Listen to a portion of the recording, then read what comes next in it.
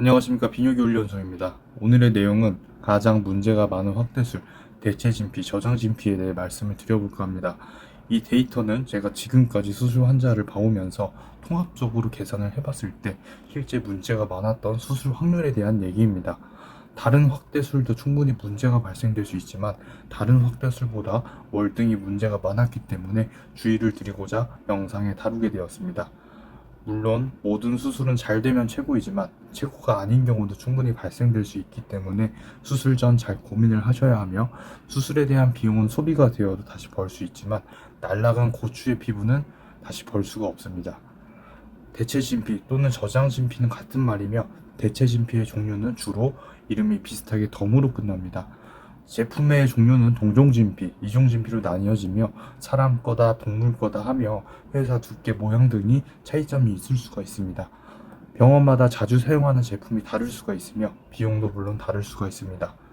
동종 진피, 이종 진피 수술 후 차이가 있다고 하는데 그 부분도 제가 생각하기에는 사실은 잘 모르겠습니다.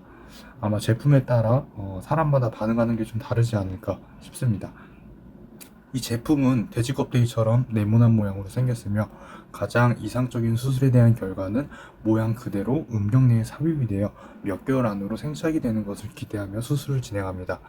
하지만 오늘은 내가 왜 이 확대술을 안 하는 이유에 대해 말씀을 드리겠습니다. 일단 비용은 확대술 중에서 가장 비싸고 수술 후 통증도 가장 오래 지속될 수 있는 제품입니다. 수술 후 통증은 발기통이 가장 클 수가 있겠습니다. 남성 수술 부작용 리스크에 대해 말씀드리자면, 음경 내 조직 내에 깊고 많은 면적을 넣을수록 아무래도 문제될 확률이 높아질 수밖에 없으며, 생착이 되는 제품은 그만큼 수술 후 회복 과정도 길 수 있기 때문에 다른 수술에 비해 문제점이 많이 발생되는 듯합니다.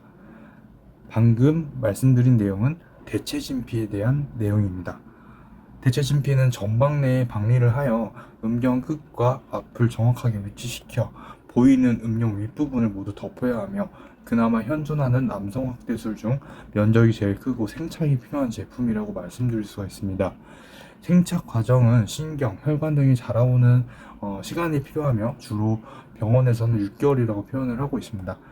사실 매뉴얼상 성관계는 약 1개월 뒤 가능하지만 생착 기간이 있기 때문에 말이 1개월이지 그 뒤에도 문제가 충분히 발생될 확률이 있는 제품이라고 생각되며, 한때는 10명 중 4명은 문제가 될 정도로 수술 후 염증과 거부 반응으로 3개월 안으로 제거를 하는 경우가 많았고, 문제가 생겼을 시 빠른 대처를 하면 기존 음경을 최대한 살릴 수 있지만 그동안 고생했던 비용과 시간 생각하며 질질 끌다가 음경 내에 유착과 피부 손실을 보는 경우가 대부분입니다. 이런 경우에는 추후 다른 확대술을 시행할 때 점막 유착 정도에 따라 제한도 발생될 수가 있습니다.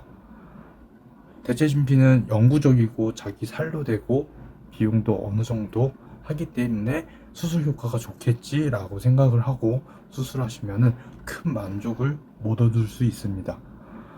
몇 개월에서 몇 년 후 실제 완전 생착이 되면 확대 효과가 거의 없으며 결국 다른 제품을 이용하여 확대를 하기 때문입니다.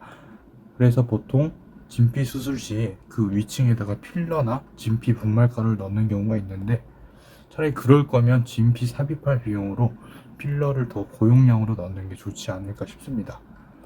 그래도 좋은 후기는 실제 존재하기 때문에 참고만 하셔서 결정하시기 바라며, 좋은 병원 잘 선택하셔서 안전한 수술 받길 바라겠습니다.